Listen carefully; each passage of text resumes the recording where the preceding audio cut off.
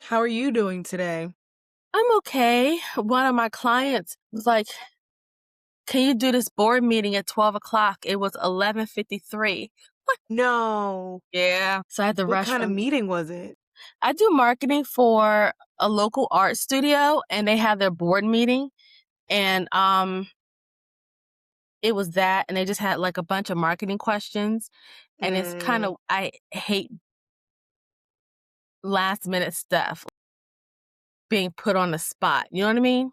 yeah, no, I'm the same way actually. I tell people all the time I don't like side missions. Yeah. Like if you give me something to do, like if I know that my day looks like A, B, and C and you want to throw A3 in there, like no. Yeah, yeah. I found out later in life that I'm neurodivergent, and once I've been studying it, I was like, it makes so much sense. Yeah, me too. Although my cousin thinks that I'm ADHD, which is like a bit autistic with ADHD Mhm, sprinkled in. I have no idea. I haven't This is just her, like, perception or whatever, mhm. so I have to get, like, tested or stuff, but I'm definitely neurodivergent, and, I feel the same way, like, I struggle, and so, like, I it made when I found out, like, 2019, and my therapist was like, "Yeah, I think that you might be this, take this test," and it's just like an online test or whatever, and I was like, "Oh, okay." Took the test, and then I was like, "Oh, yeah, I'm definitely this." And then I tell my mom and she's like, "Oh, your doctor said that you were when you were a kid and we just decided not to tell you." Yeah. And I was like, "Oh, that's super great. Thank you." I mean, I get it because, like, at that Yeah, time, there's so much, like, stigma about being, having mhm, ADHD and they didn't know a lot, and there's also a lot of the misconceptions about, like, men who have it versus women who have it, right? mhm. Like, that's also a really big thing. But, it sucked. I was like, think of all of the things that I could have done in my life had I known. Or like, what would have been different? Like, how would I have given myself grace? But, they talk about how it shows up differently in different minorities and different, genders as well. Wow. So, like, what ADHD looks like in men, which is more like hyperactivity, which I had a lot of, but way more on a bigger scale. On women, often look like overachieving and pushing themselves too far and things like that. So it actually looks different on everybody. Yeah, I have, only 1% of the global population has my diagnosis. Yeah, I have dissociative identity disorder. That I shouldn't be excited about. I'm so sorry. I'm a psychology nerd. Okay. So you know what it is? Yeah. Yes. Now, do you have like I know it's DID, and I know that DID was formerly referred to Multiple as personalities. Yes, I have that. personality. Yes, I do. So you have multiple personalities? Uh-huh, and I keep track on the app. Some of them won't tell me their name or don't wanna give a name, but some of them do, and, I had a therapist, and I didn't find all of this out until, like, 4 years ago, and, she was trying to tell me that it's like a superpower, like, if you need to do something, tap in and get the right alter to do it, Mhm. and I was like, "This is kinda cool." It's so you know, I'm not trying to fangirl over your disorder because that's not appropriate whatsoever. I have a list of, like so I've studied psychology, I'm a psychology major. I studied all of the disorders in the DSM-5 a long, long time ago, and I made, like, a list of, like, disorders I would love to, like, get to see in action because 'cause Mhm. they're not cool, but, like, I'm very fascinated by it, and I find DID such a fascinating thing because it's built off of, like, survival, and, like, there's so many I can't remember what that, like, one movie was. It was, like, a horror movie where they, like, fully villainized DID. What Split? Yeah, which was, like, cool for its genre or For the whatever. audience, yeah. Yeah, but it doesn't highlight, like, what the true existence of it is, and it's actually very normal. I think, that DC Comics show got it right the most. I cannot remember Mhm. what it was, but it's on, HBO. Oh, let me look it up before I lose Is it the, like, terrible superhero one? it had the weird superheroes. They weren't really superheroes, they were, like, living in a house together. Yeah, what is it? The guys? It's not the guys. I know what you're talking about. Hold on. I don't have phones. That's such a weird thing for me, and I have way too many tabs open. Doom Patrol. Oh, okay. Then I don't know what you're talking about, but I do know what you're talking about. Yes. Yeah, so Crazy Jane. It's her name. Yeah, Crazy That's Jane. wild. Yeah. So, there was one season where they focused on her specifically, and they were Mhm. talking about her, DID journey and how she's or why she switches, and how she had to form this little community in her mind, and that's exactly what my therapist told me to do. She Mhm. was like, "Build a house or something," but this Crazy Jane person, she built like a subway system, and they were like all on different trains or something like that. But that's the closest, the most accurate anyone has gotten to DID. It was like Life with Terror or something like that. Old, old, Yes, I old. saw that. I watched it the first time, like when I first found out, I watched everything, Mhm. but I tried watching a second time, and it's just way too It's over extra. dramatized. Like, when I Yeah. saw it, it was back in, like, 2013 or something like that, and at that time, it was still known as multiple personality disorder, Mhm. and it was still kind of this thing where, like, you go through so many different, like, extreme personalities, and I liked it because it normalized it more than, like, most superhero or other things do. Mhm. But you're right, it was still a little dramatic. Yeah, my daughter says that she watched United States of Terror, and she was like, "Mom, this was just like living with you." I don't think I was that dramatic, but I don't even know. But, Halle Berry did a movie, Frankie and Alice. Did you watch that? Mm-mm. Oh, I'm not a fan of her acting, but Who, Chloe that Bailey? Halle Berry. Oh, Halle Berry, okay. Yeah, it's an old movie. I think it's one of her first, and it's based on a true story. This girl was I don't know if she was a stripper, she was a prostitute, Mhm. but she didn't know what she had, and, she was finally diagnosed with it. She was in, a psychiatric hospital, but, like, in real life, she ended up marrying one of the psychiatrists, and I'm like, "That's kinda smart, cause that's free healthcare." Right? And as, like, someone who knows how, like, when you, like, switch unintentionally, someone who Mhm. knows what's going on and you don't have to, like, explain afterwards, and they could almost, if they have, like, the right tools, because I think that sometimes you can, like, coax back Yeah. how do you refer to, like, your host personality? My main. Okay. Like, coax, like, your main personality back into it. Mm. Yeah, and that's why I don't date because I don't think that like, it'll be rough to deal with me and my 20 personalities. We're Well, we're I a lot. if it makes you feel better, I do not have dissociative identity disorder, and it would be difficult for someone to date me and my multiple moods all the time, so Really? 'Cause of ADHD? I'm just a very well, first of all, I've had, like, made the decision that I don't want to be in romantic relationships anymore, You're especially so they young. I'm not as I'm 30, I'll be 35 this year. Girl, I'm 55. Oh, yeah, but you know what? I have been through so much, like, trauma, I understand.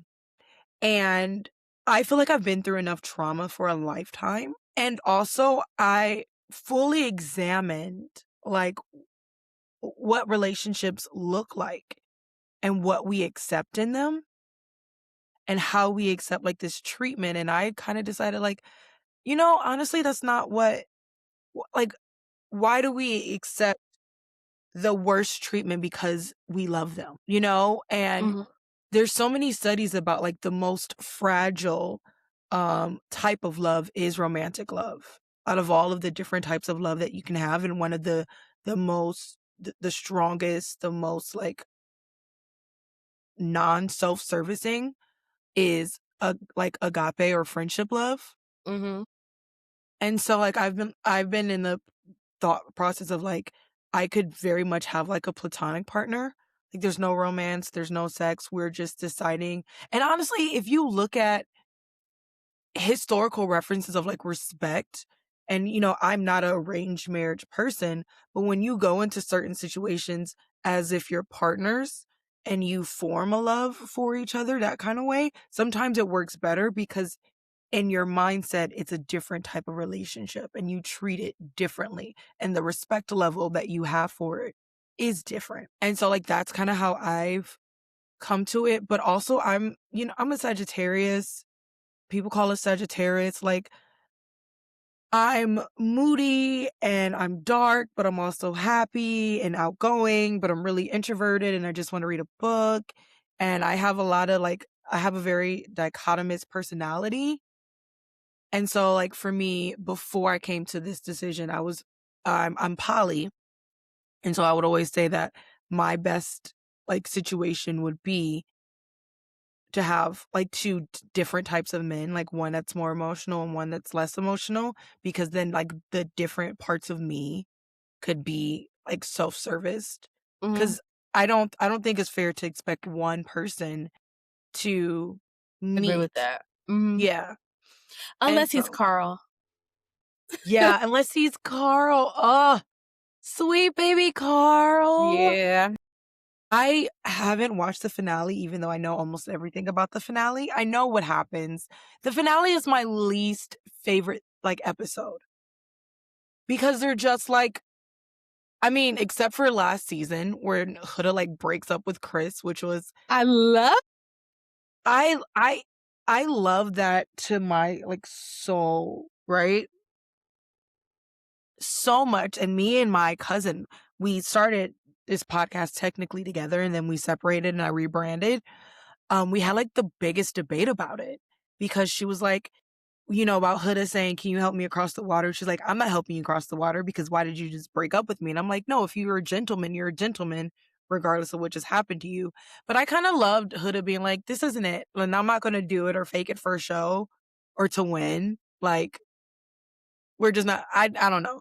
But so I'm a boy mom, okay. and I definitely understood why he did not want. I don't think it was because if they had an amicable breakup, like if it was him and Shelly or something like that, I believe Hmm. he would have picked her up and walked her across the water. But I Hmm. think Huda was just so vile that he was just sick of her. And then the way he was talking, he framed it so that she would break up with him. Which also, I don't like that part either because I I don't like wish. that part either, but I'm also a boy mom, so I Yeah. have to. I mean, I get it. Like I'm not a boy mom, so the only thing I can come from is like my girlhood and Yeah, what I'm a I girl and I have a daughter too, but yeah. there's so much, girl power. The next year is for girls. And I'm like, how can our boys stand up for themselves, get emotional intelligence? Like my son's girlfriend, I can't stand her. Even his friends don't like her. His friends don't like her. One of his Mhm. friends was like, "Mom, I don't cuss. I never call a girl this, but she's a bitch." And I'm like, I know. And I feel like he needs to grow some cojones and, pull a Chris. Maybe I'm projecting, but she's a horrible human being. I think that for me, I was raised kind of like differently. So I Mhm. was raised that like to be kind to people regardless. That doesn't mean that you have to keep them in your life. Um or that like like you can set like I've learned that I can set boundaries and still be kind to people. So like even people like so for instance, my best friend passed away last year. Me and my other friend had not talked for like 7 years. Like something a crazy amount of time. Like, we were not cool. But as soon as I found out that my best friend passed away, I searched and got her number and called her immediately. Even though, like, we ended on terrible terms, there was nothing good about our communication, like, Mhm. she still deserved to know, and she still deserved to hear it from someone who knew her. Agree with that. Mhm. And so, like, I'm just kind of that way, and so, to me, it was like, I just feel like you can be have boundaries and be a gentleman, and I do think that that's hard for, like, the male species right now because it's such a complicated place to kinda, um, navigate. I just saw something that said women are having a hard time dating because they're looking for men that don't exist yet, and men are having a hard time dating because they're looking for women that don't exist anymore. And we're in such a weird space where there's such a disconnect between genders and like you don't know how to operate, right? So like we're one girl would be okay and acceptable with, one girl is going to be completely different. So, I have 20 more years of experience. Yeah. So, I honestly believe they're out there, but I Mhm. think after years and years of choosing the wrong person, Mhm. they change, become hardened, do whatever, so they don't put that they don't they don't put their chivalrous person in front, right? They're more defensive. And for women, I think, and Anaya's the example, you get with the right man Yeah. and that comes out of you. But if you're trying with the wrong person, there's Mhm. nothing you can do or say that's gonna make the relationship better.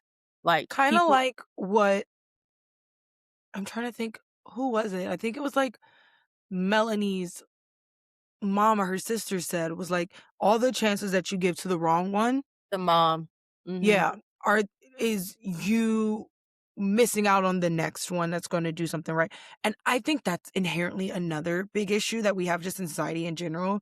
We're all spending so much time trying to like, create someone to be the right one for us, instead of when we recognize that they're not the right one, just Move walking on. away. Yep. Yeah, and, like, I get it, and this is again why, in friendships, you don't usually have that problem, you know? In friendships, you can usually put someone in a box. Like, I have friends that I can't talk to about certain things, and that's Mhm. okay, there's no issue. Like, you're my friends I hang out with, or you're my friends that I talk to about these subjects, but these are the friends that are, like, my deep cut friends, and I'm not stressed about it, but when you add, like, romance into that, you have this feeling that society has put on relationships where they have to be your everything. And, like, I think that that's a big issue in all of it. And, I agree with you. I think the other issue is that, like, society teaches women to internalize and society teaches men to externalize. And the patriarchal system has taught men that their emotions aren't okay. And men and women both buy into that patriarchal thought process, and then they push that on men, and, like, that's why I'm such a big proponent of, like, breaking that up, because it doesn't just help women, but it also helps men break away from these toxic things. Like, a lot of people call me, like, a man hater because I call out the shit that men do, but, like, my parents know just how much I love 'em, and I'm so forgiving. Like, almost all of my exes, I'm cool with, right? Like, I'm one the of same my way. one of my exes, people are like, "Why do you still hang out with him?" And I was like, "Because we started as friends and we're gonna be friends even afterwards. Like, if he needs anything, he knows that he can reach out to me. And, like, if he has feelings, if like, I'm never gonna, like, cut that off just because I didn't get what I wanted from him, you know? And part of it is me realizing that he was never gonna give me what I needed. And there's nothing wrong with that. That doesn't make him a bad person.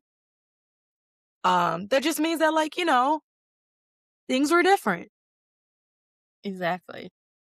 All right, let's we got on so many side topics, but let's run our podcast thing and then we can get more into the more. Let's go. I'm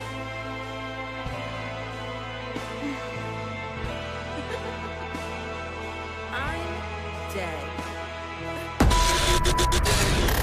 This episode of Basically Unbothered is brought to you by Sister Sense Candle Co.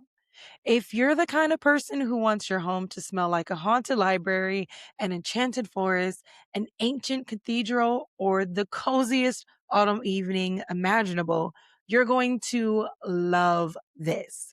Sister Sense Candle is a woman owned Michigan fragrance studio handcrafting soy candles, perfume oils, incense, and home fragrances inspired by folklore, gothic romance, and the beauty of the natural world. Every product is made with small batches with clean burning soy wax, phthalate free fragrance oils, and thoughtfully chosen ingredients to make scents that make everyday life feel just a little more magical. Whether you're setting the mood for your next reading session, writing your novel, or simply winding down after a long day, there's a scent waiting for you. You can shop online or find Sister Scents Candle Co. at markets, festivals, and workshops across Michigan. Be sure to check them out and tell them Basically Unbothered sent you. Quick pause, because if you love dark stories that don't flinch, Olympic War isn't a soft love story. It's violent, it's chosen, and it costs everything. Through war, betrayal, and survival, Moonstone fights for devotion that refuses to die. This is a Black, multicultural dystopian series about power, sacrifice, and what rises from the ashes. Olympic War and Phoenix War. Read them wherever books are sold. All right. Hi, everybody, and welcome back to another episode of Basically Unbothered. Today, we are joined by Ilona. Do you want to introduce yourself? Let everybody know who you are, what you do. Sure, I am Elena Washington, Chief Publishing Officer of The Author's Journey, where I help writers become published authors. Which is so cool. I cannot wait for us to get into the main topic of this because I've been thinking of so many things that I address sometimes on my personal TikTok or social media. And one of our first pop culture topics gets right into this. So maybe we should just jump right into that and get into our pop culture roundup. All right, our first topic, and I have said her name and I've said I do not know how to pronounce it all the Yeah. way. So lo siento if I get it wrong. But Tomi Adeyemi is not supporting the movie adaptation of her book, Children of Blood and Bone. Have you heard about this? Yes, I did. And I Hmm. actually just read it recently. And when I first heard her statement, I Hmm. was a little shocked. I was like, what can you do? What could happen to make someone not support the screenplay? Because it's every writer's dream to turn their book into a movie. Like, what happened that you're no Hmm. longer supporting this dream? I come from it from I'm an indie author, but my first love has always been writing. I'm kind of just an artist through and through, but I studied film in high school and college. So I wanted originally to be a director and an editor and also a screenplay writer. And one of the reasons why I backed out of it is because I learned the reality of the film industry and how it's so different than what we think it is, like what we view it as and what they intentionally want us to view it as is not really what is actually happening. Hold on, let me get a sweater because it's so cold. It's my dad's house and I'm freezing. Hold on 1 second. Sorry, Michigan is, I don't know if you heard about the Canadian fires, Yes. but we are I walked outside. I have to finish doing my laundry. I walked outside just to do laundry and it's so bad. Like air quality. So I didn't go to the office today because I'm I want to stay home. Yeah. And so many people are making that decision. But one of the things that is so hard in this film industry is that the producers have the last say on anything. So one of the things I learned when I was in a screenwriting class is that you could write like a screenplay, which from what I understood, she co-wrote the screenplay for her book. You can write a screenplay. Your name is on it. They can hire somebody else to come in, make a whole bunch of changes, and keep your name on it. Even if the skeleton isn't even your screenplay anymore. Mhm. For directors, we think that directors, like, we view them as like the head honchos. They have all this power. But in reality, producers come to directors and editors in the editing room all the time and be like, this doesn't work. We don't want it. You have to change it. And so I think that that's something that this whole thing kind of brings a conversation to, is that we automatically think that these authors have so much control over this movie when they're the movie adaptations, especially when they're like, I'm 100% a part of this. I'm involved with it. But I think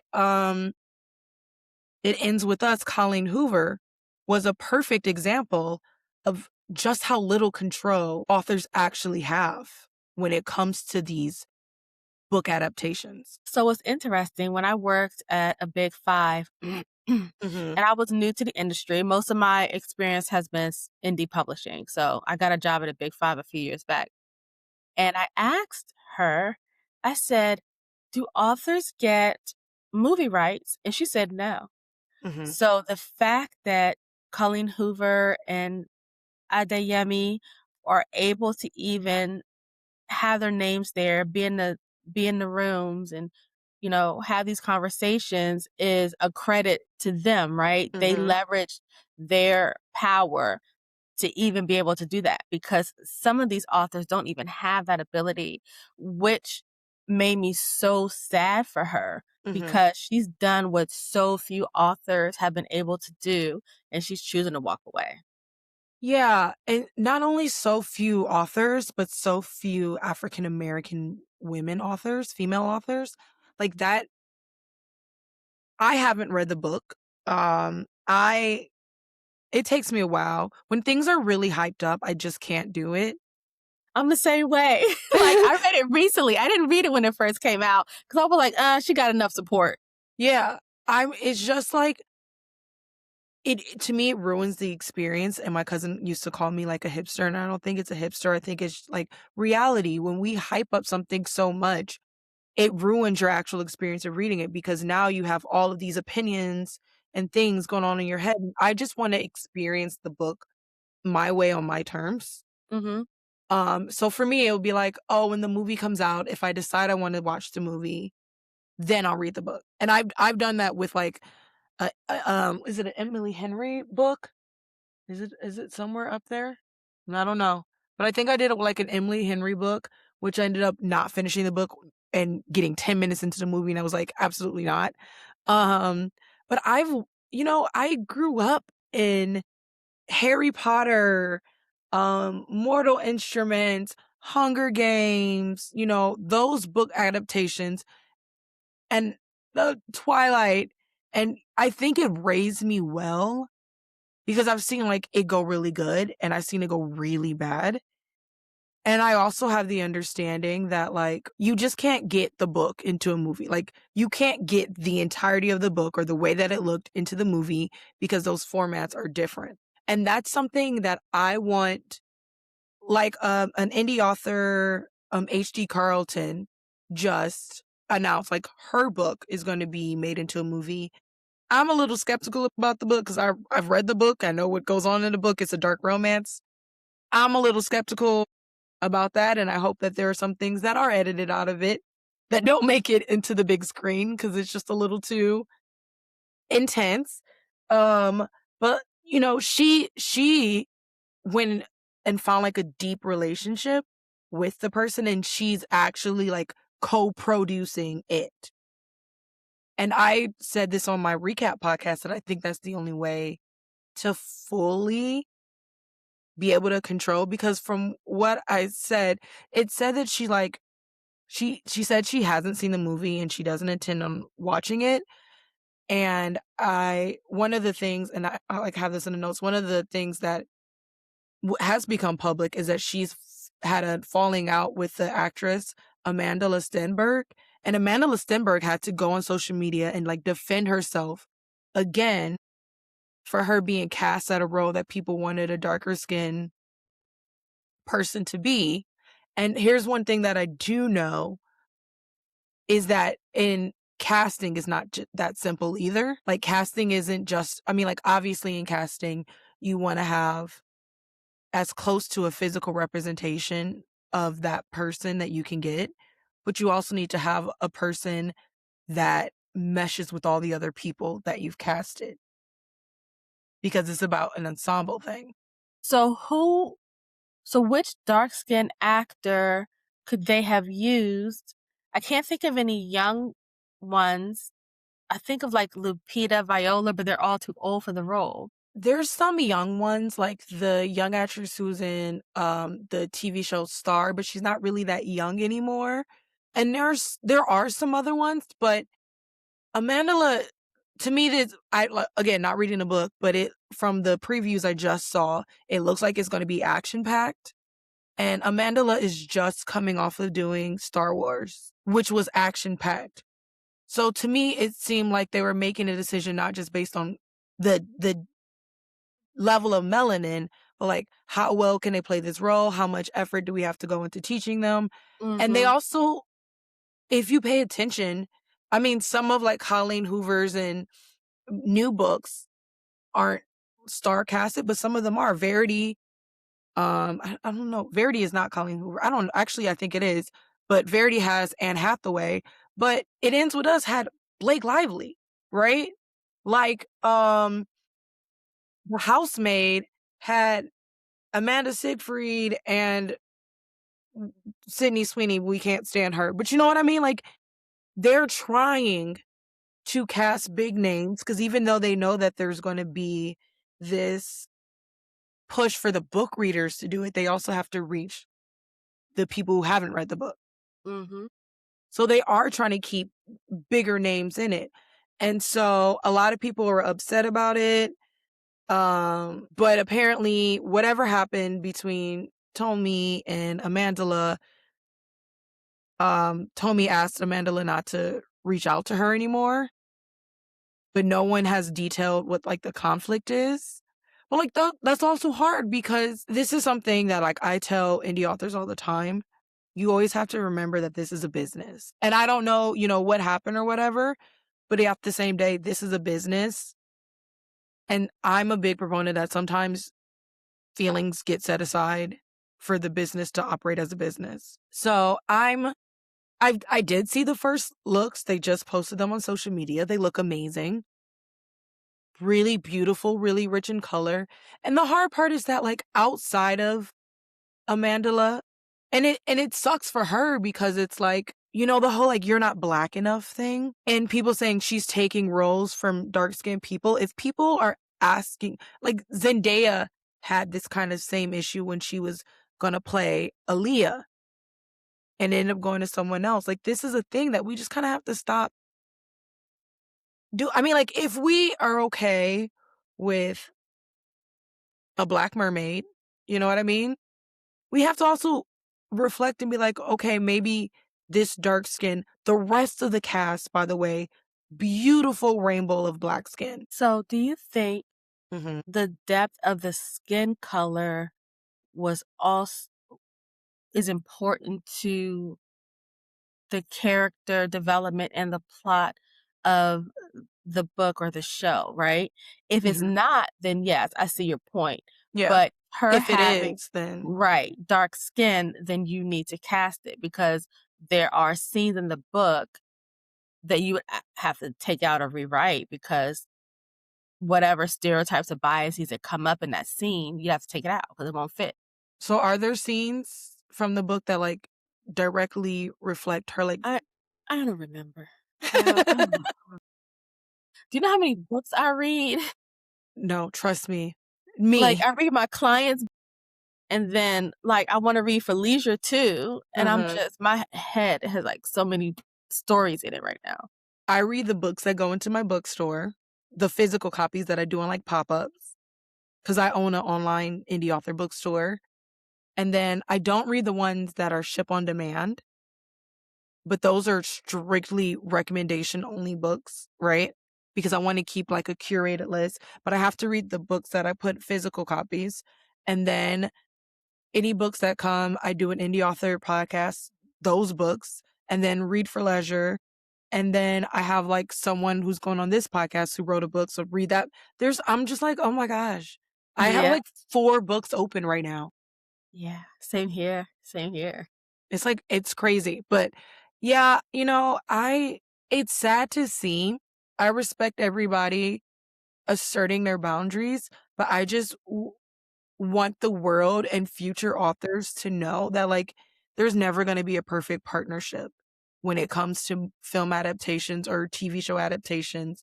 There's always going to have to be pros and cons and things you're gonna have to sacrifice, and it might really suck, honestly. But the way books are written and the way movies are written are completely different. And you could read a book that goes on for nothing, because it has a payout in the end. You will never watch a movie. You know what I mean? Mhm. So things have to be cut out. But we're gonna get into our next topic, which I'm calling a royal reunion. Prince Harry and m- um not Prince, I guess, yeah. I don't know what we're calling him now. I call him Prince Harry. We'll call him Prince Harry. And Meghan Markle's children finally have a reunion with their grandparents for the first time in 4 years, which is like crazy to me because I mean, I've seen so many discourse online about like it's Harry and Meghan's fault because they did all these articles and they spoke up for themselves, which is frustrating because why do we blame the victim for coming out and telling their story and not the person who did the things to them? You're not supposed to say anything. You're just supposed to take it and suck it up and play along and just continue to be the sucker. Yeah, and I hate like that's just to me It's personally. everywhere. It's work. And we Mhm. were talking earlier, it's relationships. Like Mhm. you don't break the toxic pattern. You if your role is to be the victim, you be the victim and you keep your mouth shut. Yeah. And I think that's been one of the things about this whole conversation regarding them that's been the most frustrating to me. It's like, what why are we mad for him wanting to end a cycle of trauma for his family to protect his family? Like, he saw what happened to his mom. He lived what happened to his mom. And he knows the damages and he saw the media treat his wife the same way. And he said, like, going back to like what the expectations of relationships in society and the way that we say that we want men to be the protector provider, he did that. And still we like punish him for it. Yeah. But it's that certain segment of people who are punishing him for it, right? But Mhm. people like you and me or people who have toxic parents and want to break generational curses, we get it. But I feel like those type of people are so much more quieter Mhm. than the bullies and the toxic folk who are online harassing them and spewing hate and trying to find the smallest little thing Mhm. to out them about. I agree. I mean, like, I've experienced this. I've been on threads talking about Love Island. Um, and, like, one of the things that came up was the fact that the Islanders are asking people to stop the hatred of Zach. And someone's like, "Well, why aren't they doing this to KC and TT?" And I was like, "Well, because they kinda did some terrible shit." And I don't know if I'm not reading I am never on the part of threads where hate comments are usually being said. So I'm not reading all the hate comments, but but then I get so much hate back.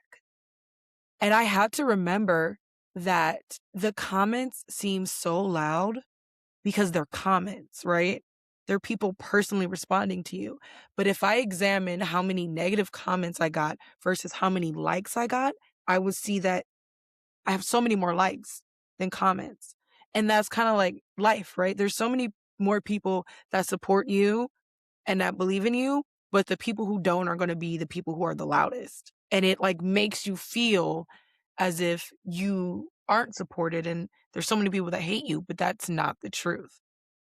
And I think too, it's also protecting your peace. Mhm. So if the core four went ahead and put out a statement in defense of KC, can you imagine all of the crap that would be spewed at them just for bringing his name and them trying to do a good thing? And also too, I just don't think that they're close. Like, you can see Yeah. from earlier, previous episodes that, relationships are formed. Like, there's a click here, a click here, a click here, and you just kinda, like, protect the people in your clique, and there's nothing wrong with that. Yeah, I think that in that sense, you know, and we'll talk about it more in the next topic, but in that sense, like, we all have to they protected their peace even on the island, like, we saw how you moved, but we all have to live on this island for another 2 weeks.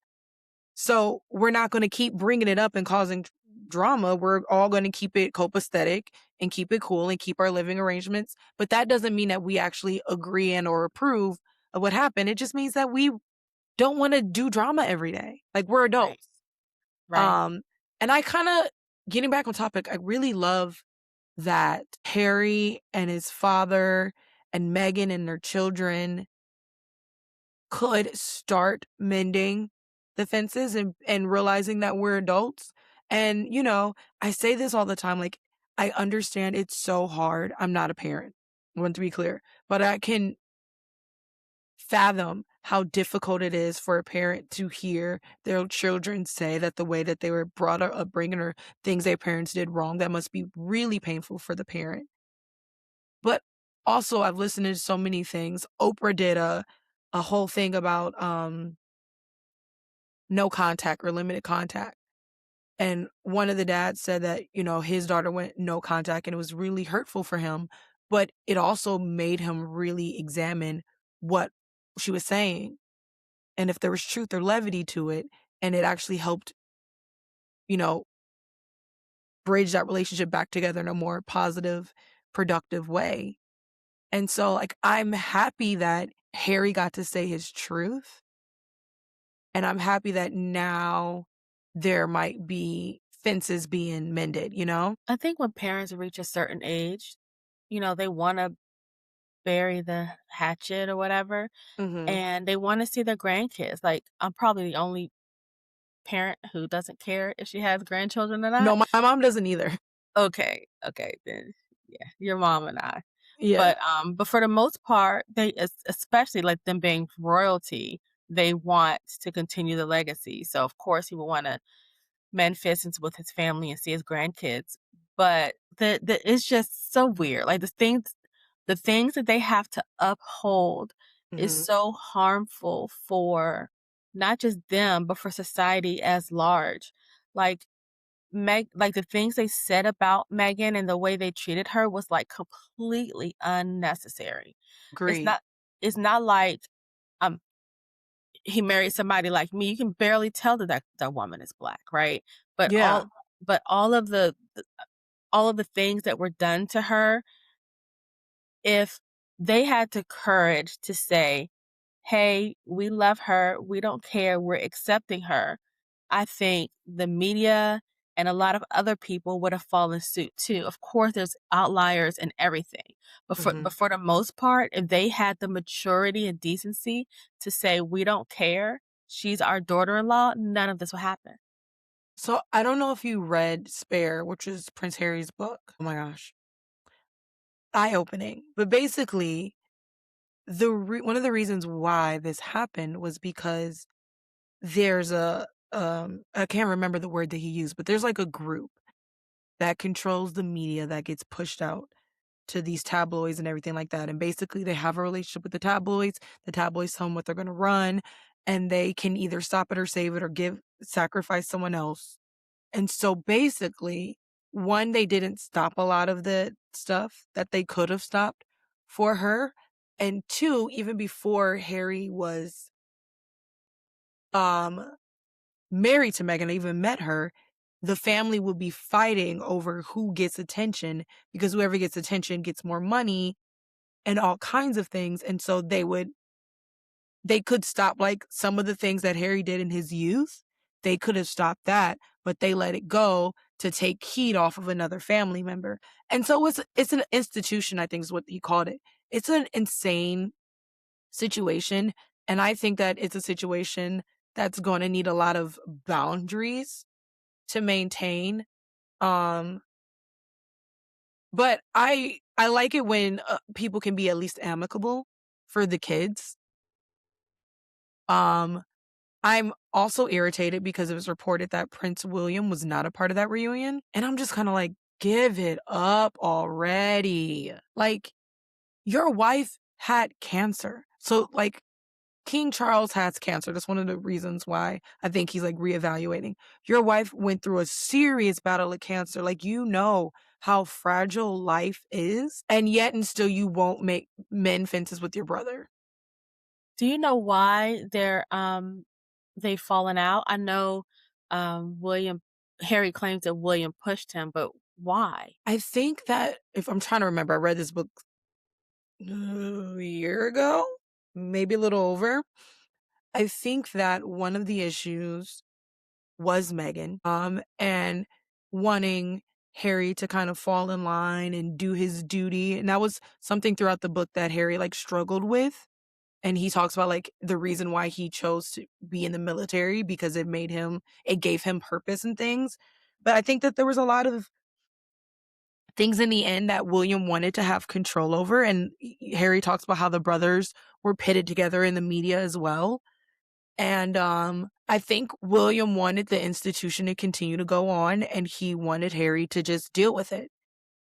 Like, for in William's belief system, this is the way it's always been. Just like, don't ruffle feathers, just do what we've always been doing, and let that be enough. So he's to be crowned next, so it makes sense. He's probably gotten more training, more, talks about this is the way we've done it Yeah, they were raised from differently. Yeah, yeah, yeah. I'm sorry, my cat is annoying You're fine. me. My door is closed so that my dog cannot interrupt this conversation. That was smart. I should have left her upstairs. But, and I think because Harry isn't ordained to be the next anything, he had more freedom, right? And more independence independent thought, right? Yeah. So I think that's it. William may or may not change. I don't know. Maybe he needs to have cancer. I don't mean to say that in a bad way, No, but, but like, you need a yeah. life-changing thing to make you understand, like, what's really important. Maybe William feels like Harry didn't support him through his wife having cancer, and, there's so many other feelings that go in, especially when it's, like, siblings. Mhm. Um, but I'm happy that the royal children, whether we claim that their titles are gone or not gone or whatever, they're still royal children. I think that part was just really petty on my end, and I hope that that can be rectified.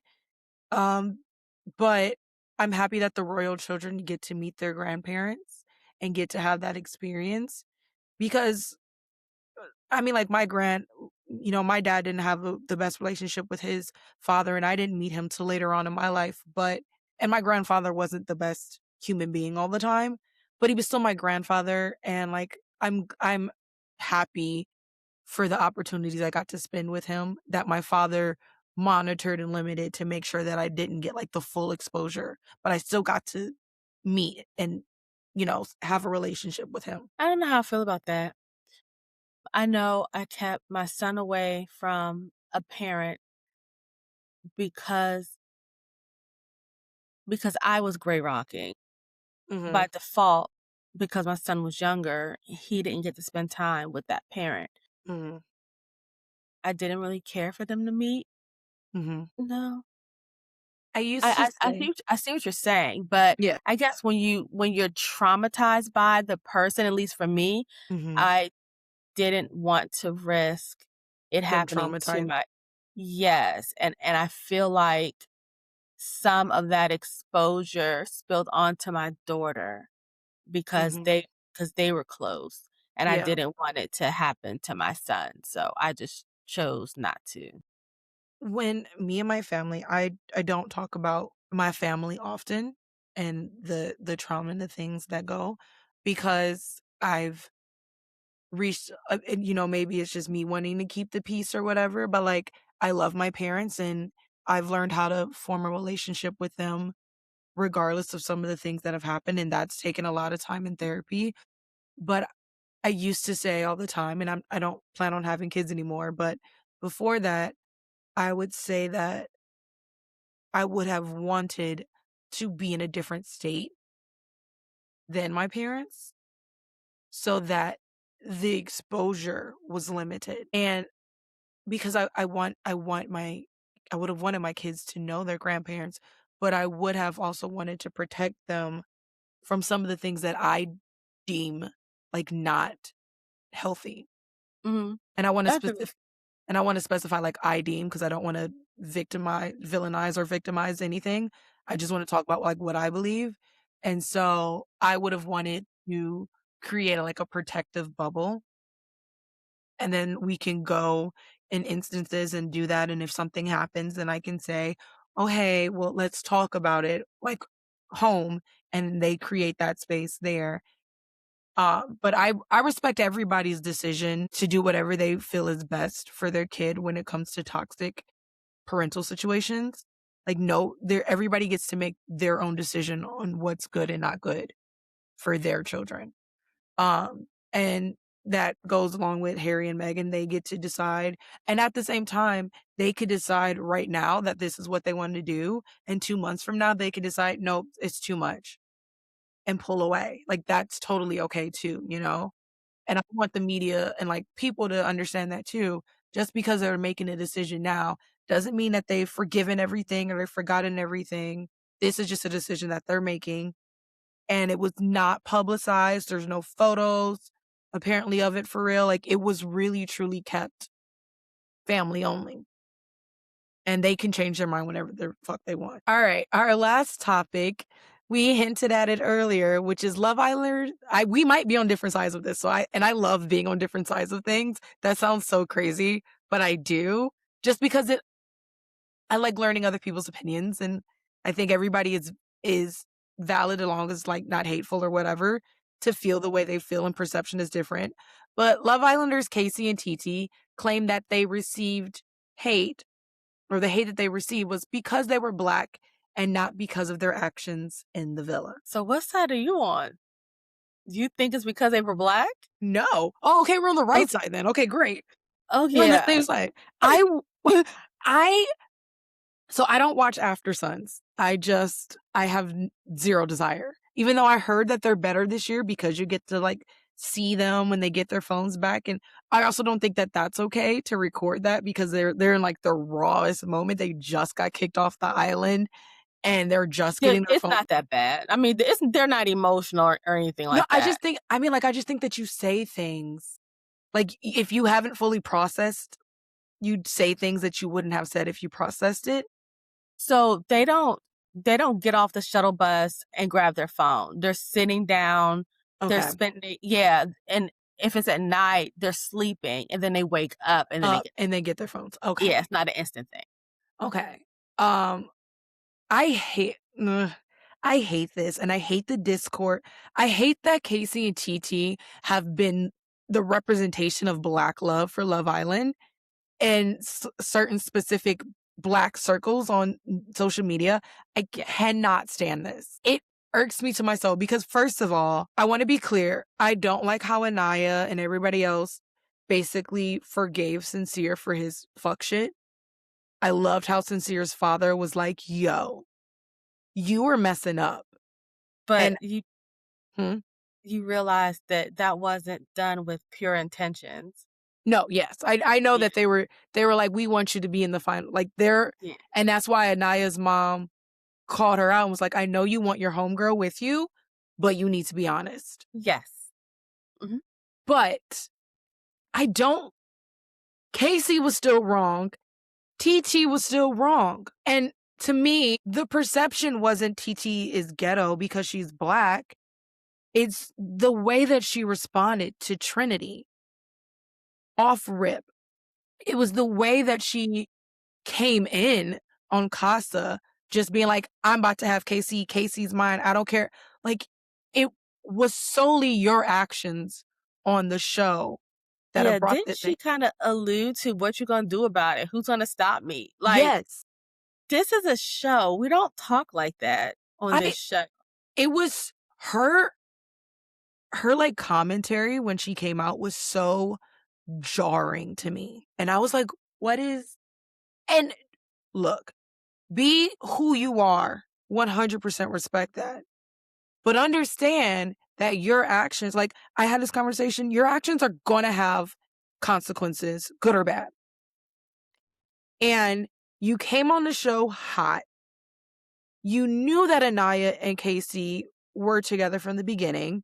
And you were just like, I'm about to steal him. He's mine. Anaya doesn't appreciate him, which was frustrating because as a black woman, there's a someone I follow on Substack, and she talks like she looks at reality TV shows through like a sociological, psychological lens. And what she, was talking about how, yes, Anaya was insecure, but her insecurities weren't wrong because Casey was actually playing her. Anaya said, "I feel like he's telling me one thing and Hmm. telling the boys something else." And that was so true.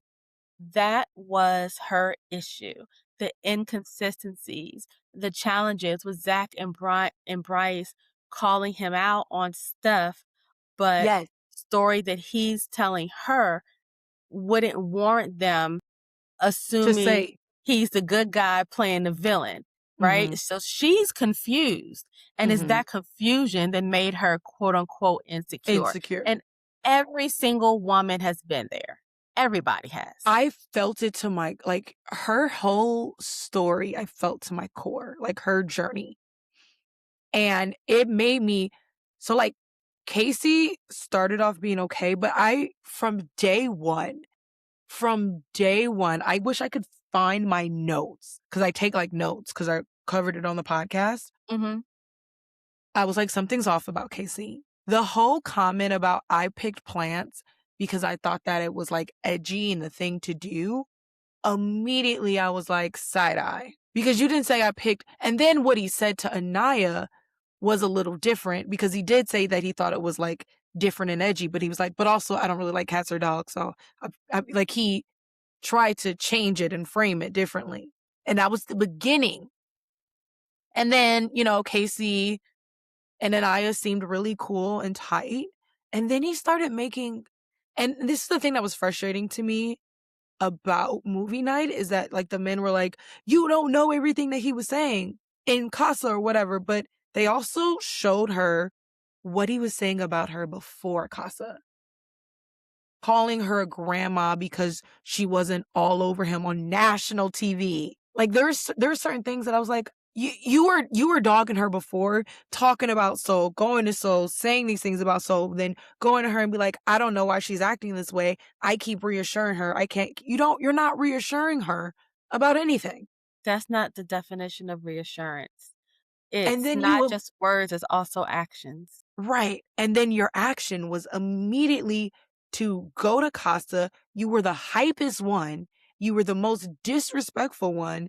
And while everybody might have been like kissing or whatever on the girls, you were in whatever the situation was, where it's like a little round bed, which was kind of like, I don't want to, it's not Say Less. What is it? Soul ties. Soul Ties. It was like their version of Costa's version of Soul Ties. And within knowing this girl for 10 minutes, are picking her up, throwing her on the ground, and humping her. Like, your actions, you don't deserve death threats. You don't deserve someone threatening your, like, livelihood of your family or whatever. But the hate is deserved. You treated a black woman terribly on TV and then tried to ease it over by, it's okay, I'm with another black woman and she's just better. And TT played into that role. And that was the thing that made me really upset, was that it was never a thought in her mind, he just treated, and like Amora at movie night, she said, when she saw Sincere stuff, imagine seeing this and actually trying to pursue him again. I'm disgusted in myself. TT never had that revelation. In fact, TT watched Casey dog Anaya in preference of her and was and biting her lip and smiled. turned on. Mhm. That's disgusting. She thinks it'll be different because they're from the same area, but he's just as distant and dismissive of her than he was for Anaya. I don't think a lot of people noticed, when he was in Casa, the boys asked him if he had anything in common with TT. He said no. He shook his head no. He didn't say yes. Mm. And then, they asked about Anaya, and then that's when he was belligerent, like, "I don't have nothing in common with Anaya." And then Yeah. he started on that rant, but I don't even think he really has anything in common with TT. The thing that they have in common is pettiness. Like, legitimately, Uh-huh, and the their hatred for Anaya. and their hate and emotional immaturity. Like, that's they and I don't know because to me, Love Island was trying to ship them so hard, like the editing of it.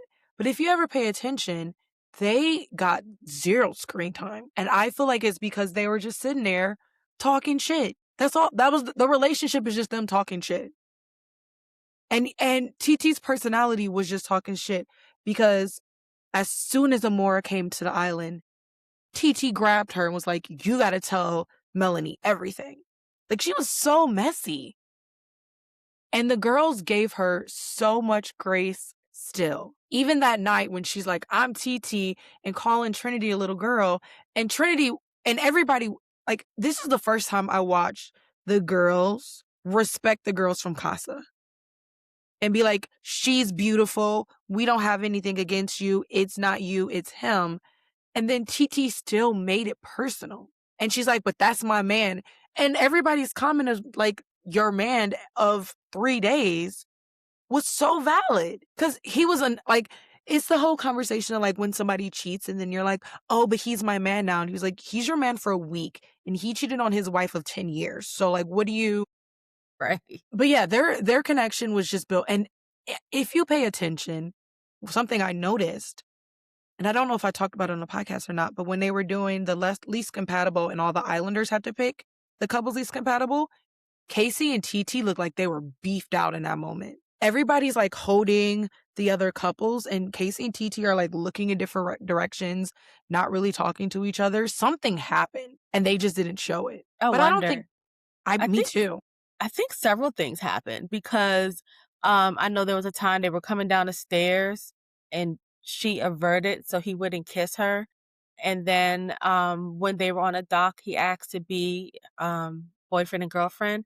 Hmm. She say, "You still like me?" Yeah, or something. Something like that. Some of those Yeah, I get past. Like them asking to be girlfriend and boyfriend, it was just a play. performative. Yeah. Yeah, The yeah. whole thing was so performative. Their whole relationship, they fucked up so bad and realized that they still had to get America to like them. And that was the rest of their time on the show. So I say all that to say, I don't think that the backlash was because they're black. Let's be clear. Trinity is black, Melanie is black, Sincere is black, Anaya is black, Kata is black, and they may not be the black spice that you want, right? They may not be the flavor or the color. They're all black. I'm Afro. Um, Melanie is Afro Caribbean. I'm Afro Caribbean. Or Afro West Indian. Like my dad is born and raised in Detroit, but my mom is born and raised in St. Thomas, which is borderline Caribbean West Indian. So I am also Afro Caribbean, and I also grew up with people telling me I'm not black enough. I'm black, and I grew up with people telling me I'm not black enough. Like it's just so silly. So like it's the lack of accountability, and honestly I think that KC and TT are perfect, even though I think they're gonna implode because neither of them know how to take accountability or responsibility for their actions. Yeah, I there's a therapist that I follow. He does. I love watching Love Island for the sociological, psychological. Yes. Yes. But then I love getting the therapist's viewpoint. Hmm. And he said, because you had mentioned before, why didn't Sincere get the same level? Mhm. of it all as Casey did, Mhm. and they said that you kinda knew Corbin's a dog. We kinda saw what Sincere was doing, Yes. but KC betrayed us all. Like, Yeah. we thought he was a Cordell. Like, we were thinking that he was this really good stand-up guy. I think some people saw it earlier than others. I Mhm. think there may have been one thing that kinda bugged me was he was giving, Anaya that speech about her dark skin, and I was like, "Did something happen for him to even bring that up? Like, why was that even Yes. necessary?" And she was like, Yes. "I'm good. I don't have no problem with the color of my skin," right? There were, like, some little, like, teeny little red flags, but for the most part, we thought we were gonna see another Cordell Serena type situation where they Mhm. ended up winning the series. Mhm. And then for him to show his whole ass at Oh, Casa, ass. I think is why so many people, are enraged by his behavior. There's, I'll send you the article. I've had her on my podcast. Her name is Garma. She wrote an article about that specific thing about how Sincere was the devil that we knew. And what is always more scary, like I love Corbin calling Sincere out, but what is always scarier is the person that pretends like they're the good guy. And this is why I hate the good guy narrative, quote unquote. Mhm. I do truly believe there are good men out there. 100, like I want to be very clear about that. I 100% believe there are good men out there. Carl is a perfect example. Miguel, Miguel is a perfect Cordell. example. Cordell is a perfect example. I mean, as people have fun about Zach, but I think Zach is just a person that was hurt and is like navigating that. Um, like I give, and people don't like that, but I give Zach so much grace because he really does care about Kata. He just doesn't know how. And like that's kind of hard to watch. But like Casey really pretended in everybody's face to be this good guy and then did wrong and then came back and was like, why am I not the good guy anymore? So I really wanted to understand, because and also I think a problem is viewers, they put their own feelings and past and what happens onto the show, and I think that's a reason why people get a whole lot of Mhm. hate. But I said, let me not be biased and look at this boy's TikTok. And I was looking at the stuff that he was Well, saying. I've never seen his TikTok. Yeah, because I didn't want to be that person. Yeah. So very motivational stuff. Like he wants to speak life and motivation and inspiration into people. Mhm. And they were saying, well, he reposted something from Kevin Samuels, but what he posted from Kevin Samuels was about being the best version of yourself that you can be. It Mhm. wasn't bashing anybody. So I Mhm. was like, okay, so he wants to be a motivational speaker, right? Or some type of coach or whatever. But then I was thinking, there's no way that he could get to that level if he doesn't do the work on himself. And I Yeah. think he thinks that he could just say the right things and people are Mhm. gonna love him but you have to be the person that you claim you want others to be. Yeah. He's he's gonna get his own podcast. I have no no doubt in my mind that he's about to be another bro podcaster, and Yeah. it's gonna be crazy. All right, we're gonna skip our little mini segment because I want to give more time to talk about you and get more into the book publishing industry and everything like that.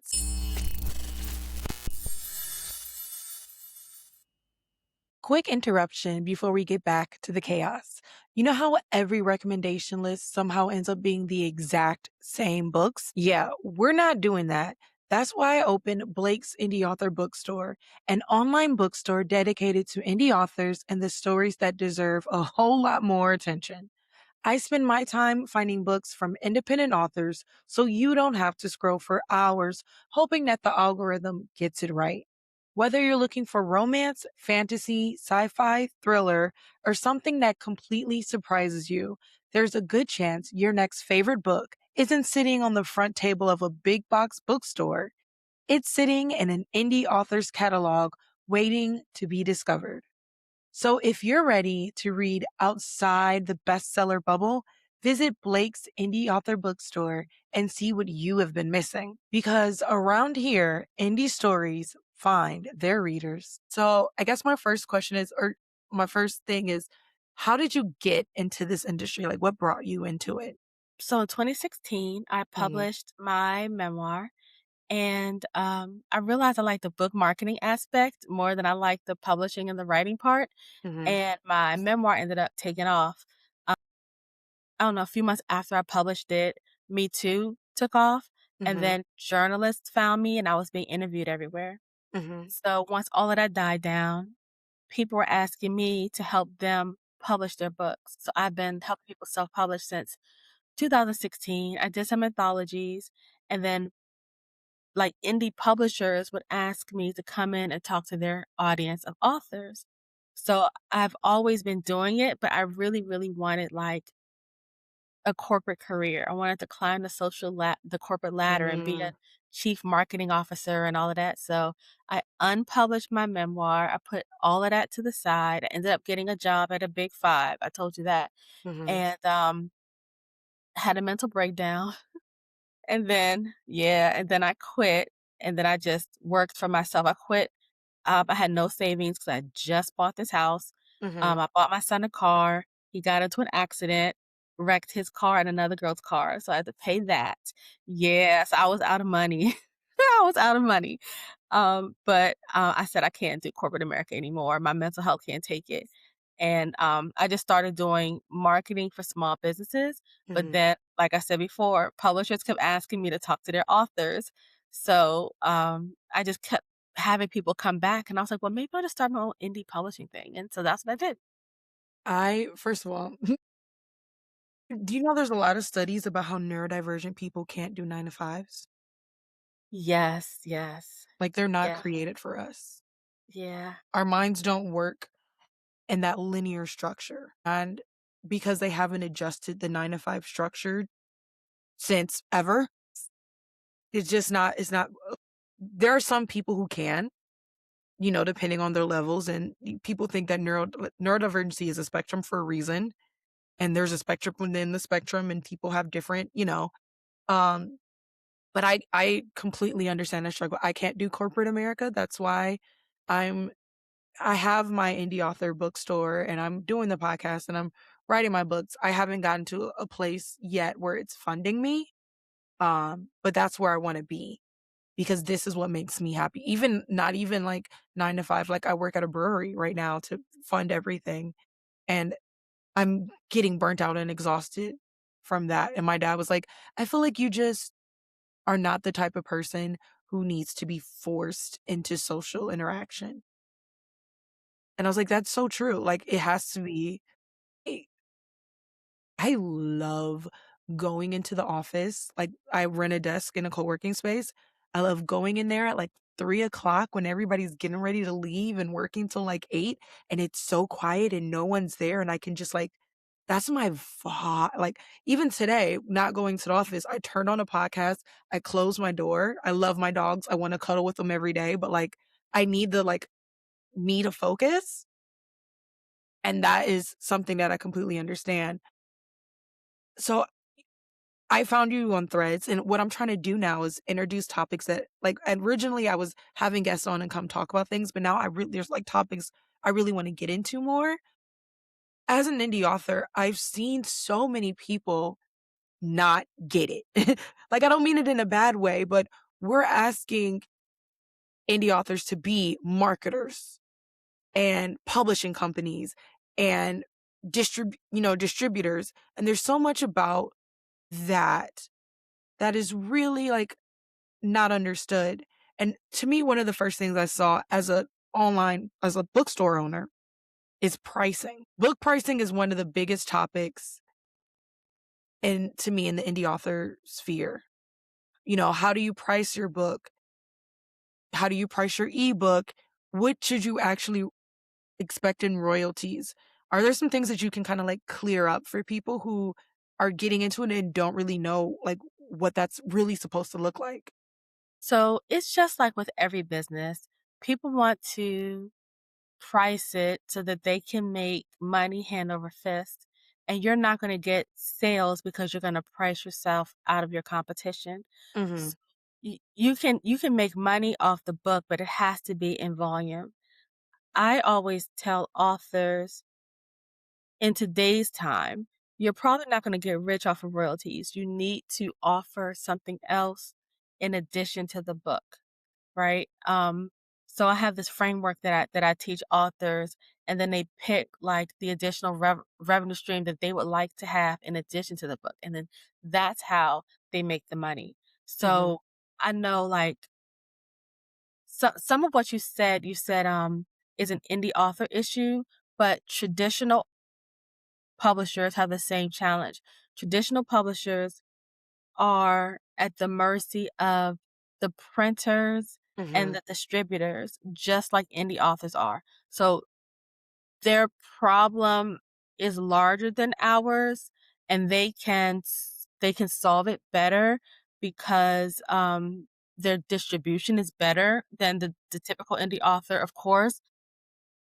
But when I worked at the Big Five, and a lot of Mhm. people don't realize this, everyone thinks like they're making profits and making money hand over fist. During COVID, the only imprint that was not in the red was Mhm. fiction. So fiction basically carried that entire company. And I worked for a Big Five. Mhm. So That's so think crazy. exactly. Mhm. So, yes, they make their money off of backlists because what a lot of indie authors don't, fail to do is after, I don't know, 3 or 4 months or whatever, they get tired of marketing and then they Mhm. just stop marketing. But now it's backlisted. You have like 5 billion people on this planet that haven't even read your book. You should still be marketing your book like it was released yesterday. And Mhm. sometimes people don't have the time to do all the things to market an old book, write a new book, market the new book, do their Yeah. job, walk the dog, moisturize their hair, right? Mm. So having a system in place so all of those little things doesn't feel like a separate task, but it flows into whatever your main goal is the best way to do it. And that's what I teach my authors as well, to not make book marketing, "Oh, let me turn and do this now." You're doing this thing and it fits with marketing your book as well. I agree with that. I have talked to like indie author friends and on the Indie Ink podcast, I've mentioned this that like everybody's marketing one has to is going to look different based on like their own personality, right? And like what feels forced to you versus what feels natural. Because what you said, you want the marketing to flow through you and to feel natural. So like on my state, in my instance, I don't market my book as much as I market myself. And that's just that's one based on the goals that I have. I have a podcast, I have a bookstore, I love creating content, right? Like I was in the film industry, so like there's always been that thing. And I integrate my book marketing as me as an author and everything else into that full marketing sphere. So like on today on TikTok, I posted about like people wanting me to fail, but like here's all the things. And it was podcasts and books and everything like that. Um, you won't often there are times where you see me with pictures of my book or whatever, but usually I'm just kind of talking about I just posted about regular reading my book and his conversation like but that's my marketing, right? Another person that I see do well-ish on TikTok that I'm following is an author. She wrote a African American hockey romance. And, she just kind of I've never heard her voice ever really. She just has like a screen, a cool, moody, purple, blue background, and then like a quote or her book, right? She's very into just like straight book marketing, and that's what works for her. And I like what you said about like when you have clients on, you ask them like what other streams or whatever interests you have. Because to me, that also helps you understand how you want to market your book and yourself. And I think that that's an important thing that and it can all be different. Like there are authors who have never shown their face that are great at marketing their books. And it's all about like what feels authentic to you and everything. I realized that for me, I was doing a series with sounds that sound like my book, and I might bring it back like in small doses. but, like, those didn't feel authentic to me. Like, living my life as an author, as all these things are the thing that feels authentic to me, and talking about my journey in my books. I've also picked 1 book for me to market. I have 3 books out right now. I picked 1 book because that 1 book is a part of a series, so there's a second book in it. The Carry Me Home book I love, and sometimes I talk about it, but because I'm building a series, that's the 1 book I'm talking about. Because if you read this book, then you'll read the next book because there's 2 in that, and if you like my writing in both of those, then you'll go find out what else I'm doing. So I'm personally not splitting my marketing between all my books anymore. But that's a good idea because when you get people into your ecosystem and they like that first book, they're Yeah. going to read the rest of your book. Like, you don't have to market this book and that book. You start with 1 book and then Mhm. you let them read the rest. So yeah, that fits. Yeah. But Um some people aren't even I'm sorry, most people aren't even mhm. doing that. No, and I I wanna have this conversation because some people really aren't built to market, and that's not a bad thing. Like, legitimately, it's not a bad thing. I was raised by a Virgo perfectionist mom, which means that I had to have certain like, I was raised in structure, but I'm a fire sign, right? But I'm a Sagittarius, we need, like, structure, but in general, I would have never understood structure without my mom, so I'm appreciative of her for that because I know how to project manage on the back end and be creative on the front end. You know what I mean? But not everybody has that, nor should they. And understanding your like strengths and weaknesses help you to become better at it. You don't have to be the master at everything. That but my other thing is so you were talking about royalties, and that's something that is really important. I'm actually having to come to this realization myself. My books are published through KDP and through Ingram. Um, mm, I hear a lot of indie authors talk about like, "Oh, I only get 80 cents for my book or 50 cents for my book when it's in distribution." And I felt that way at first, and there's like this fear, right? Like, "Oh my gosh, it's not gonna be enough money to whatever." But what you're saying is right. Like, you enable distribution not because you're trying to make money, but because you're trying to get out there. And so it has to be like we all of us, including myself, have to decenter the idea of making money right now as much as we want to. And it's hard because you see on social media these people that just blow up, that we feel like blow up out of nowhere, right? And we're like, and I was the same way. I wrote my first book and I was like, I'm going to start a book talk. And in 2 months, I'm going to have 3K or 15K followers because I'm following what this TikToker told me to do. Woo, the way that did not work. The way I'm still sitting at 5K, which I'm very grateful and proud of. That I it Mhm. a lot of people don't reach that. Um, but I've been learning that we have like you have to decenter that.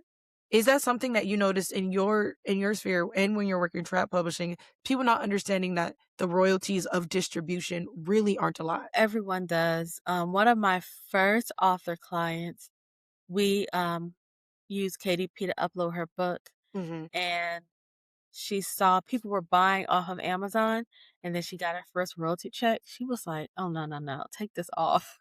I'd rather just buy in bulk Mhm. and, get that money up front." So Amazon takes out too much. But also too, I think people are thinking too far ahead in order to do the work Mhm. to get a good royalty check. They think they could upload it on the platform, post about it a couple of times, and then people are just gonna gravitate to it and make all their money. I don't know how many books on Amazon. A billion? I don't know. So many. But yeah, it's ridiculous. You have to market all the time. Like, my book did well and journalists found me. Mhm. I didn't post every day on Twitter. I didn't post every day on Facebook, but I was speaking with a nonprofit about, an issue. I mean, I'm a survivor of child sexual assault. So I have been speaking about it since 2011 before I decided to write my book. Mhm.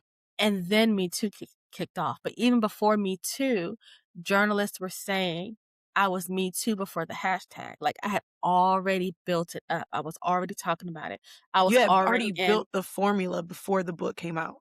Right, I was already with a network of survivors. So when Mhm, I decided to write my book, they all supported me, and mhm, then it spread out that way. mhm, And then my chosen, method of marketing, because my son went to go live with his father, mhm, was to hit the road. I was up and down I-95 on the East Coast, speaking, doing vending events, doing all the things. And after a couple of months, I was living in Philly at the time.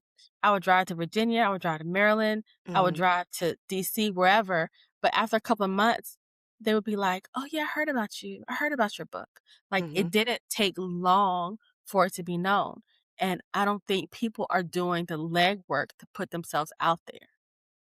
I think that and I wanna give some people grace because it is a little complicated now specifically because social media numbers really do matter sometimes, and, like, I just posted about this, about how, like, you gotta accept the small steps, right? I've taken breaks. I've had to check myself into a mental facility right when my books were like when my TikTok marketing was working and people were buying from my store, and just 2 weeks away changed it and all my momentum went like crap, right? That happened to 3 of my authors. They ended up in the hospital Yeah. right And before like launch. and it changes things and now I have to like work myself back in. And I want to be clear, it's fucking frustrating, right? Like when my regular came in the other day and he's like, "Your book is fantastic. Why did you not send it to publishers? Why don't you have an agent? This needs to be made a movie." I love it so much when people, first of all, I love talking about my book, good or bad. Tell me that you hate my character, please. Just don't tell me that my about my grammar because I know I'm an indie author. I had to do the editing myself. I know the grammar's not where it needs to be, so forgive me for that. But like, tell me you hate the character development. Tell me where, like, I love that, right? I just love discourse about my book. But it also sucks because like you hear how good your book is, but you don't see, you know what I mean? How good your book is. And you have to really hunker in. And like I've just started making momentum again. And I work at a brewery. So I started asking my brewery, can I do pop-ups? Right? Right now I'm in talks with them to hopefully do like a more permanent thing for the bookstore, like once a month type thing. I'm still starting small. I'm still starting at breweries. I just landed something that's a little bit bigger, which is going to be a band book festival in Ferndale, Michigan, which is sponsored by like the library and a bookstore, which feels right, right? But Mhm. I'm still doing small things, right? I just put fillers out to be on podcasts again about my book because I'm at that place mentally where I can, but my view on it changed. My view of it being like instant success left and being like, I had to say to myself, maybe my books aren't going to be the thing that gets me the most money. Maybe it's my podcast. Maybe it's the store, right? I've had to like take back my writing for myself and remember that like my writing, the quality of my writing is defined by the quantity of books I've sold and that I can't let it defeat me. Like I have to keep going, even if it looks different, right? Like maybe 2 months from now, I'm exhausted and you're just gonna see me post a photo of my book and a cool song, and that's me showing up, right? And it's okay to show up differently, but you do have to show up. So, I had alluded to a framework that I use, and Mhm, I created the framework last year. It mhm. was 3 C's: community, connection, and cash. But Community. then there were so many stories of people saying, and I worked with the book marketing side. I don't care how you publish, you can work with me. So I Mhm, work with trad authors, indie authors, whatever. So they hire me, they give me this money. I produce a 36-page book marketing plan for them to follow, and then they don't follow it. And then they're like, "I'm worn out. I'm wiped out. Someone I told you she ended up in the hospital. like, days before her, launch day. She couldn't execute it fully, but she ended up I try to give everyone a goal to shoot for. Mhm. Even when she was doing maybe 30% of the plan Mhm. and ended up in a hospital, she's still ranked as a top selling person for the publishing platform that she used. So Mhm. I know that it works. And like Ernest Krem, you may know him. He was the guy with the big afro. He has like 800,000 followers or whatever. Before my plan, he sold 2,000 copies. After my plan, he sold 8,000 copies in 6 weeks. So I know the plan works. But some people don't get those same results, and then I realize it's capacity. Like Mhm. like you said, sometimes you have to take a break, you have to check yourself into a hospital, a mental institution, whatever, and it just becomes too much.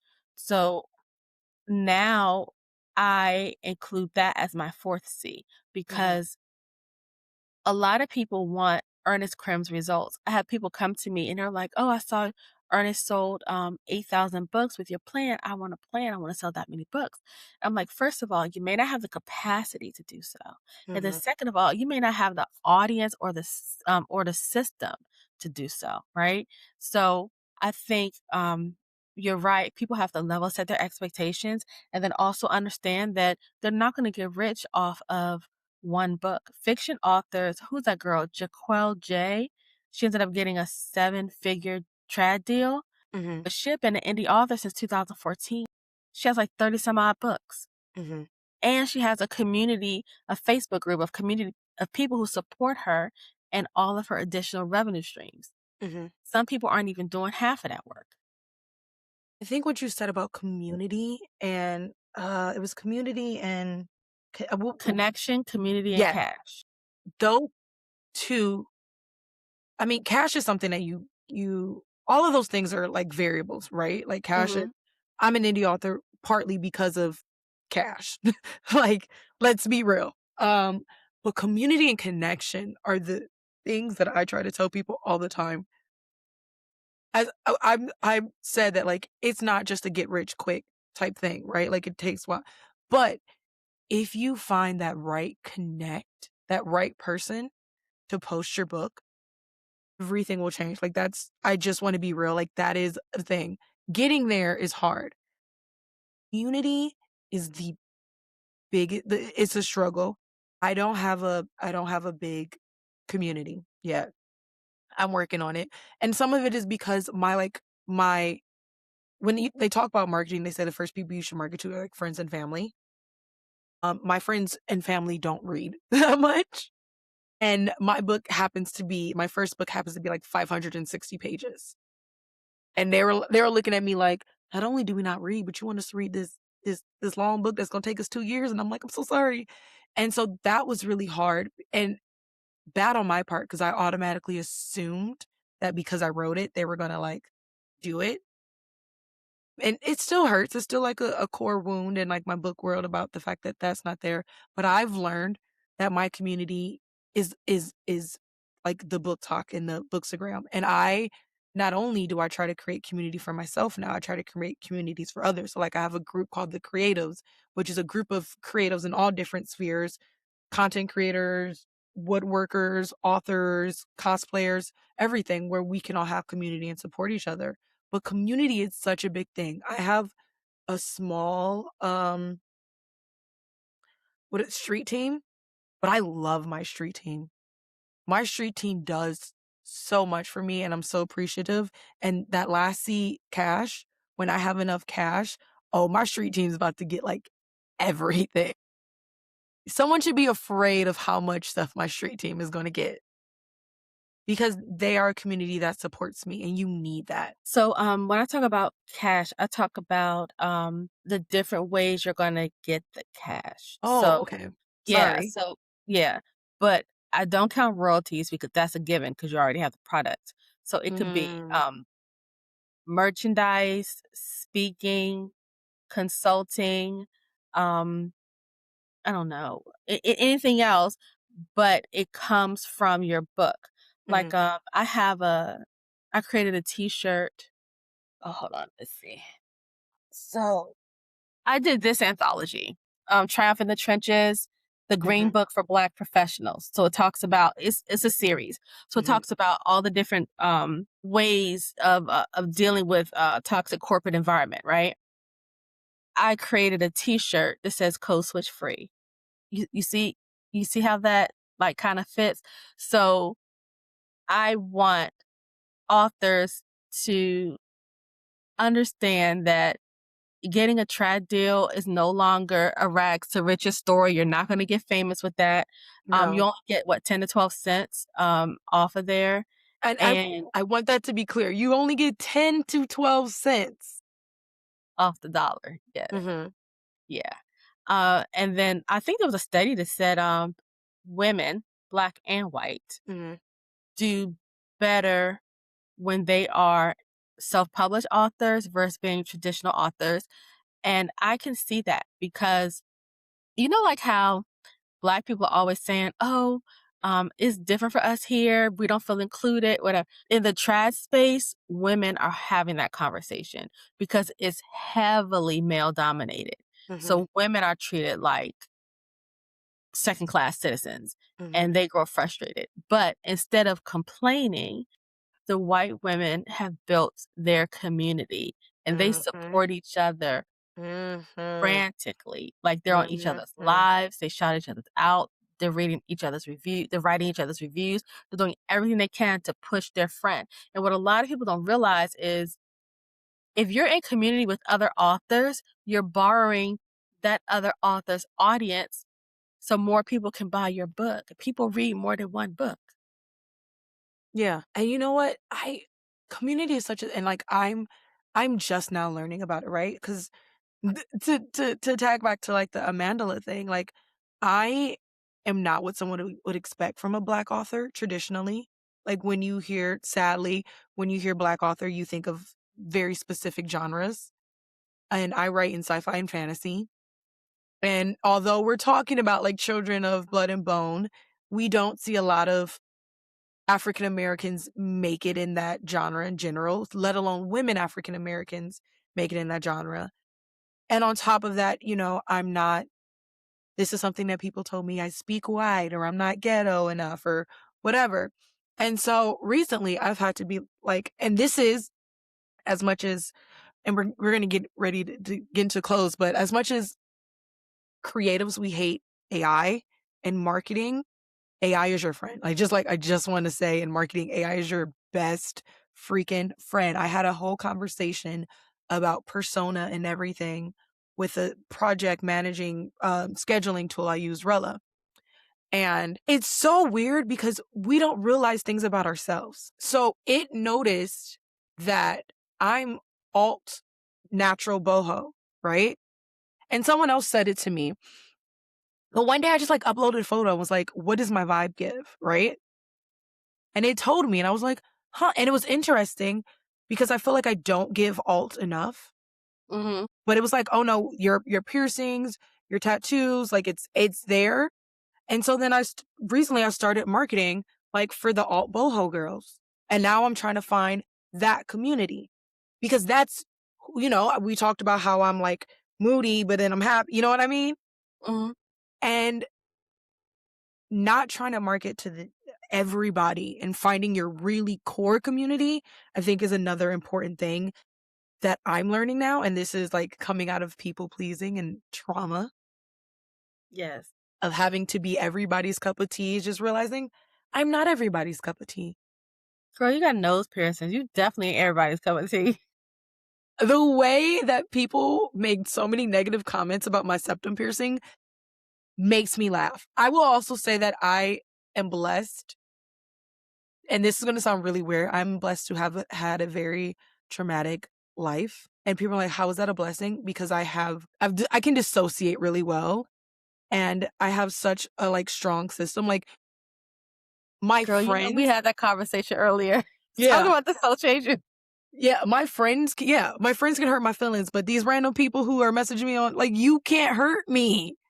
I say all the time, like the only thing that hurts me is because I don't have an editor yet, that like when people talk about my grammar, that's like a picking at a wound. But outside of that, whatever you say about me or my books or whatever, like to me, it's just a personal preference. You don't like it or you do or whatever. You wanna call me out of my name because I have a septum piercing? I don't care because 17 other thousand people think it's really cool.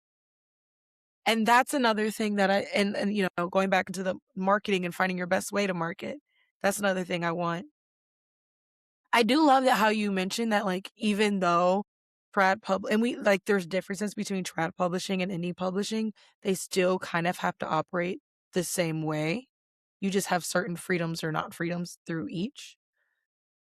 Um, as we come to a close, is there anything that you wanna, like, say about that or anything else that you wanna say that, one, promotes you for sure, but also helps our listeners and our watchers understand more about those industries? Think, uh, social media has caused corporations to feel like they don't have to work as hard or pay as much. I mean, even in the influencer game, right?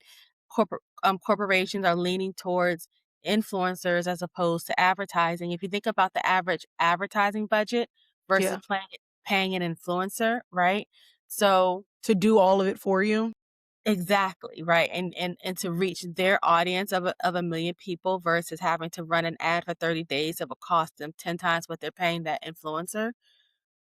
I just think that if people want something, now more than ever, it's in your hands. Like, no one is gonna give it to you, it's not gonna come easy. You have to work hard and be consistent. I'm talking to myself. Um There's also the capacity issue. It's Mhm, okay to take a break and rest because if you keep pushing through, your body is gonna make you rest. mhm. So, I would suggest rest when Me you feel like yesterday. rest when you feel like it, or your Mhm, body's gonna make you take 2 weeks off, right? Um, One thing I do with my publishing and marketing services is I always put capacity first. Like, when mhm, that lawyer came to me, she was, working at a Fortune 500 law firm. mhm, She's taking care of her parents. She has a husband who's helping out. She has an autistic brother and an autistic daughter. mm, I knew from her book that she could sell 8,000 copies, but looking at her capacity, I knew she could not sell 8,000 copies. So I gave her a full plan, as if she could sell 8,000, but I made her goal something that I thought was more reasonable for her. mhm. And she hit it and still ended up in hospital. So I don't want to say I don't know. It's just give yourself some grace. Give yourself some Yes. Give yourself some grace. Don't try to compete with trad publishing. Like, and I'm talking to myself too, but also one of the things that I'm learning with the indie author bookstore is like, if I have to charge a little bit over, or like I can't do free shipping, right? But what I can offer you is an authentic experience. Um, Little things like when you buy from my store, you get like a bookmark and some stickers that you would have never gotten, you know, and the thank if you you card, order on Amazon. Yep. you would never got it from Amazon. Yep. Those little things will make people want to shop with you more. You don't always have to leverage, and I wanna say this to authors, you don't always have to leverage signed copies. I have not once yet leveraged signed copies unless I'm doing an actual book signing. That's for me specifically, right? I want me this is my plan, like, I want my book signings to be book signings, right? I don't want you to feel like I want it to actually be an experience. I don't want you to feel like, "Oh, I could just order it online and get my book signed there." I want it to actually be an experience where we sit and we talk and I sign your book and there's a conversation. That's what I'm building. You don't have to leverage signing your books out there, and I say that because is exclusivity is still a thing that you wanna protect because that helps with longevity in the long run, right? To me, personally. Um, but I love everything that you said. I'm so happy that you've come on the podcast, and I told you when we were, like, meeting that I'm currently working on, like, starting my own publishing company just for my books, but I've also had, like, friends who are trying to write books as well, and I'll be like, "Oh, well, if you need help, you can publish under me and I'll help you out." Like, not to burn out, but, like, I love helping people. I love helping as many people as I can reach to the top. I don't think that there's like a select number of people that can get there. I think there's enough room. But having these, and I've actually been having conversations because my distribution isn't where I want it to be at. I'm at a lower percentage because in my fear, I was like, I'm going to click 25% instead of regular, which is like 50%. And that was just me like fear choosing. And I have to like re-upload my books on Ingram. But now I'm like, do I want to do that now? And this is like thinking about the bigger plan, or do I want to start my publishing company and then re-upload my books on Ingram through my publishing company, you know? But I really want indie authors to know that as much as you are being creative, you are still operating a business. And there are things that you have to understand about the business. Because I've seen indie authors price their ebooks at a crazy price. Like basically it's the same as buying a paperback. And at They're that trying point, to make money off the they're oh, yeah. but then at that point I'm just gonna buy your paperback. And you're gonna lose sales because you're trying to do this thing. And to be clear, some people will have that fast success. But if you want like a long career, you have to think about the long game. But thank you so much. Please let everybody know where they can learn more about you, follow you, if they have inquiries, if they want to work with you, where can they do all that at? Sure. So all of my social media handles are my first and last name, Elona Washington. My website is theauthorsjourney.co, and I spend most of my time on LinkedIn and Threads. I spend most of my time on threads, although I am not a part of author community or book community for very specific reasons. Like a lot of people tag their author cred or book or author Oh, threads or book threads. I do uh-huh. not do that. Okay. There'd be so much drama. Oh, I haven't found that drama. I've I seen haven't, some of it, yeah, but it yeah. doesn't pertain to me, so I just keep it moving. I I can't. I cannot do the drama. I like my author sphere to feel very like drama free and peaceful. I understand that, but we're also Love Island fans, so Well, we so, need but as that much. that's why, because that's where all my drama goes. All Yeah, my drama is used up here. people are crazy. So like I need something to be like drama free. Y'all can attack me all here, but like this side has to be like drama free. So that because you're right, people are someone literally a black male literally called me a coon yesterday, and I'm just like, my response was, "Do you think that's the worst thing that you could say to me? Like, I think you need to try a little harder." But like, why would you even? Like, why was that even knowing the history of that word and knowing that you are also black? Why would you even think to call another black person that? America's trash. Like we honestly don't know how to respect different opinions, Mm-mm. say what we feel without hurting other people. People don't read, so they don't understand context clues, and We're it not, but we're not taught to anymore. We're not taught to critically think. We're not taught to critically examine. Okay, I'm going to say this and then we're going to have to end. I don't know if you follow like the K-pop world. no. Okay, so there's this group called Cat's Eye, and it started with like an American company and a Korean company, and they wanted to make a global K-pop group. So from girls from all over the world. They had a black girl, German Swedish, Afro German Swedish. Her name was Manon, and they had a lot of problems with her because they wanted her to get into this mindset that you have to work until you're breaking. If you're sick, you have to work. And she's like, I'm from Germany and Sweden. Like, when you're sick, you don't go to work. When you need a break, you take a break. And everybody was calling her lazy. And she's like, I just was raised differently. Like, I think your culture is weird. Why are we working ourselves to the bone? That doesn't make sense. Like, life isn't enjoyable. They just released a new K-pop, global K-pop group called Saint Satine, and they've had issues since they dropped. And when they did the first one, this girl, Lexi, she dropped out the group when they were still forming it because she didn't like that they started pitting the girls against each other. And she was like, this isn't what I signed up for. So she joined another group and she just recently dropped out that group. And TikTok is saying, and I'm gonna talk this is a little plug. I'm gonna talk more about this on another episode, but TikTok is saying that it's because they're both from socialist countries and their mentality is way different. They're not about to let you play in their face or treat them poorly. They will just walk away. And that's something that we haven't learned yet. Yep. In decent respect. Yeah. We don't understand that at all. Thank you. Thank you guys so much for being a part of this episode. Anna, I loved having you on. I definitely, if you're ever into the future, I would love not exploitation, but I do think that representation is important, and I would love to have a conversation more about DID and what it really looks like. Because I've always am a proponent of like giving people their space to speak and unstigmatizing so many things. But thank you so much for being on here.